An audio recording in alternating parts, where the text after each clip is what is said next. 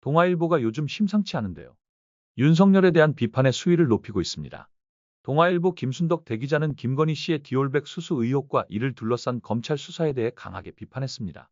윤석열 대통령 부인 김건희 여사의 디올백 수수 의혹을 수사하는 검찰이 최재형 목사가 김 여사에게 선물한 책을 아파트 분리수거장에서 주었다는 주민을 소환한다는 뉴스에 내 첫 느낌은 내고 겁나겠다였다라고 말했습니다. 남편 덕분에 수사도 처벌도 받지 않는다는 것은 매우 부당한 일입니다. 우리들은 이런 부조리를 어떻게 받아들여야 합니까? 김 대기자는 권성희 변호사가 4,400이라는 음성을 듣고 이를 사사공의로 해석해 김건희 씨가 최 목사로부터 선물 받은 책을 언론에 제보하기로 결정한 것을 언급했습니다. 그녀는 보통 사람도 이럴 진데 윤 대통령은 사사로움 때문에 공의를 버리는 듯한 모습이라며 윤 대통령을 강하게 비판했습니다. 윤석열 대통령의 공정과 정의를 외치던 그 모습이 떠오르는데요. 사사로운 감정에 치우쳐 공의를 벌인 윤석열 대통령을 국민들이 어떻게 신뢰하겠습니까? 김 대기자는 윤석열의 사전엔 내로남불은 없을 것이라던 대통령 후보 수락연설을 언급하며 김건희 여사 관련 수사 중인 서울중앙지검 지휘부를 교체한 것을 지적했습니다. 윤석열 대통령은 자신의 말과 행동이 이렇게나 다르니 내로남불의 표본이 되고 있습니다. 자신과 가족을 보호하기 위해 권력을 남용하는 모습 정말 화가 나는데요. 대기자는 요즘 야권에선 검사위 여사라고 조롱한다며 현 정부가 민주주의를 붕괴시키고 있다고 비판했습니다. 김 대기자는 2021년 김건희 씨가 이명수 서울이 소리 기자와 한 통화 내용을 언급하며 내가 권력을 잡으면 거긴 무사하지 못할 거야. 권력이라는 게 우리가 안 시켜도 검찰이 알아서 입고네요. 그래서 무서운 거지라는 발언을 문제 삼았습니다. 김건희의 권력을 손에 쥐고 무소불위의 힘을 휘두르겠다는 발상 정말 섬뜩합니다. 김 대기자는 최근 불거진 비선 논란도 언급하며 윤 대통령의 관저 정치가 깊어지고 국힘이 총선에 패배한 뒤 비선 논란이 끊이지 않는 것도 불길하기 짝이 없다고 지적했는데요. 용산 근처에선 VIP 1, 2를 넘어 VIP채로 대리 경로 소리가 공공연히 나오는 것이라며 김건희 씨가 사실상 현 정권의 최고 실세로 불리는 이유를 진단했습니다. 김 대기자는 제2부속실과 특별감찰관 설치라도 서두르길 간절히 바랄 뿐이라며 칼럼을 마무리했습니다. 윤석열 정부는 지금이라도 공정성과 신뢰를 회복하기 위해 정신을 차려야 합니다.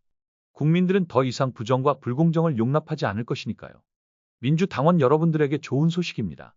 추미애 의원이 법사위원장 후보로 떠오르고 있습니다. 민주당은 최근 국회의장 경선에서 낙선한 추 의원을 법사위원장에 배치해 당심을 달래려는 구상을 하고 있는데요. 이는 당초 법사위원장 유력 후보였던 박주민 의원과 정청래 최고위원 대신 추 의원의 경선 패배로 인한 당원들의 불만을 수습하기 위한 방안입니다. 추미애 의원이 법사위원장이 된다면 민주당은 강력한 대여 투쟁의 최전선에 그녀를 배치해 당의 결속을 강화할 수 있을 것입니다. 이에 대해 국민의힘은 황당하다는 반응을 보이며 난색을 표하고 있습니다. 법사위원장 자리를 놓고 원구성 협상의 난항을 겪고 있는 상황에서 21대 국회에서 검수완박을 추진했던 추 의원이 법사위원장 후보로 떠오른 것은 국민의힘에게 큰 부담으로 작용하기 때문입니다.